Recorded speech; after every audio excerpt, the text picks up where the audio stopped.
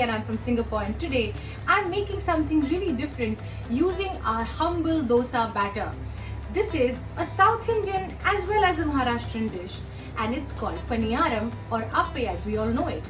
Let's get cooking. I have heated a tablespoon of cooking oil in a tadka pan. You can take a small kadhai if you have. Once it's a little warm, we're going to add the seasonings to it. Now the oil is hot, and I'm going to add a small spoon of rye.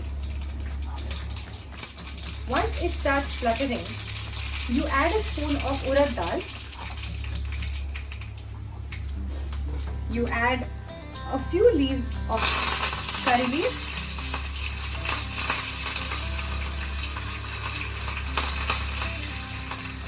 You add a small pinch of hing, the ginger, the chopped green chilli, and just give it a quick stir. And you add your onions.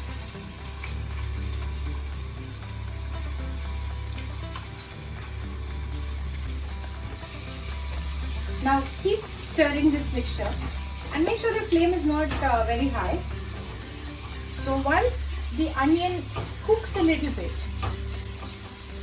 I will stop cooking it further because I don't want to brown the onions, and I will then add this whole tadka to your dosa batter.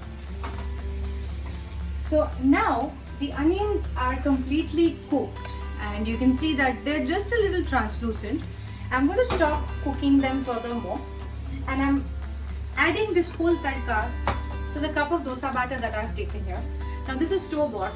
You can make your own batter at home, and at this point you can add anything you like to this, like any vegetables that you like. You can add grated carrots, you can add grated beetroot, or you can add your cabbage, you can add your broccoli, and make it really interesting for the kids, and they won't even know that there are vegetables hidden inside.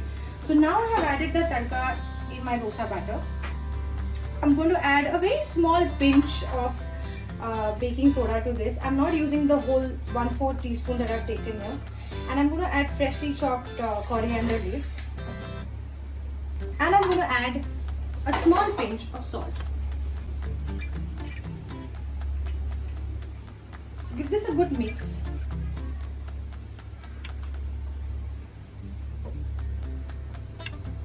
Now this is the Appe pan or the Paniyaram pan, and it's easily available in a lot of shops and online as well.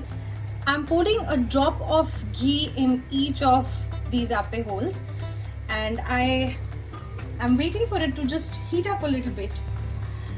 Now I'm going to fill up the pan with the batter.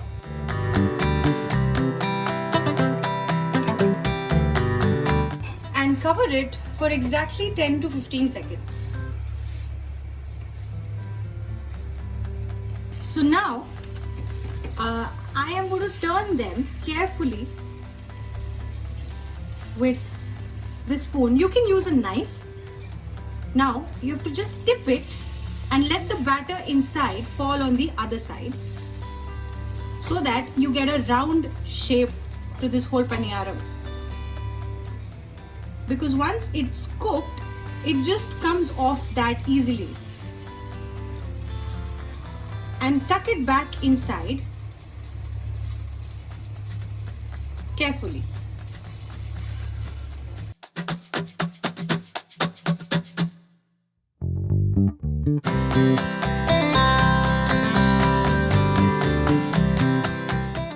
So make sure your flame is not really very high, but the pan needs to be a little on the hotter side. So my medium flame is now, it's going to cook the whole paniyaram on both the sides, so it gets a full round shape. Keep turning this on either side so that it gets equally roasted and it doesn't burn. So now you can see that it's got a beautiful round shape. Now the whole trick is to turn it when it's half raw and it's already forming a crust on the other side. So let this cook nicely on both the sides. Keep turning it for a few seconds till you know that it's not very soft, but it's a little hard to touch. So it's cooked completely inside as well. So now you can see that it's formed a nice crust and it's a little more brown now. It's time to remove this in a bowl.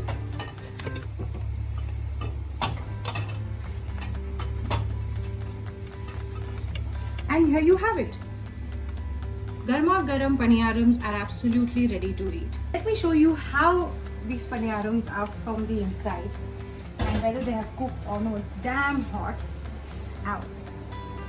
So this is how they should look from the inside. Completely cooked and very fluffy.